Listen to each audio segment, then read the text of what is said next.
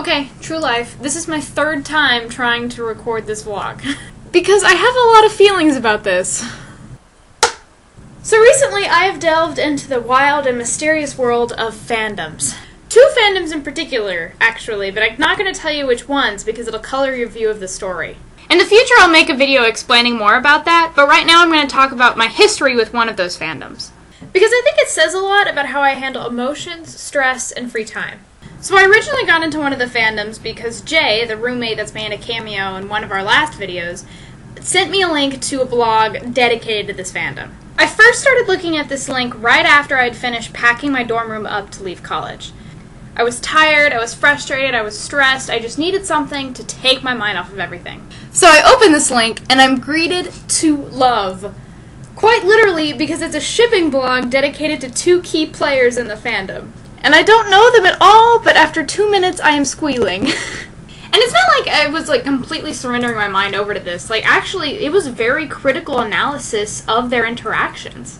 I actually ended up staying up till 3 reading this blog, and I have not looked back since. I am head over heels way into this fandom. Since then, I've started to notice a correlation. As my stress level goes up, so does my interest in the fandom. And this makes sense because there's also a direct relationship between stress and my need for hilarity. Hilarity being really mindless entertainment, stuff I don't really have to think about but really enjoy. Since coming home from college, I've had a really stressful time, so I've had a correspondingly high interest in the fandom. Which, on one hand, is understandable, I need a break sometimes. But on the other hand, I need to find a balance, and it's been really hard for me to do that. It's become a habit now whenever I get home from work or whenever I'm bored just to get online and start reading about this fandom. Which is fine, but it's gotten so bad that I feel that I'm not allowing myself to think about anything else. I'm almost smothering myself emotionally. I remind myself of Ray Bradbury's characters in Fahrenheit 451. Always entertaining myself, but never actually making a connection. Never actually being happy. That's actually kind of extreme, but to some extent it's true. I'm not really confronting my problems. I'm just ignoring them and pretending they're not there. Part of it is that it's really easy to just squander time on the internet, especially Tumblr.